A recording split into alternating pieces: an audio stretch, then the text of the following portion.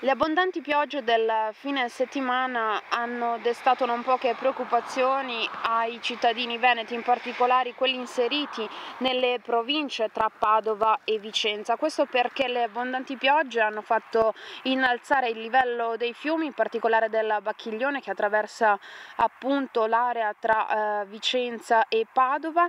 Noi siamo venuti a fare un sopralluogo tra i comuni di Veggiano e Mestrino. Come potete vedere, nonostante la Regione del Veneto abbia dichiarato uno stato di allerta, anche nella giornata di oggi sino alle 16 il livello dei fiumi è notevolmente sceso, per cui la preoccupazione sta venendo meno fortunatamente. La Protezione Civile comunque mantiene alta l'attenzione nei comuni tra Cervarese, Veggiano, Saccolongo e Selvazzano. Sono costantemente monitorati i livelli dei fiumi, ma al momento la situazione pare stabile.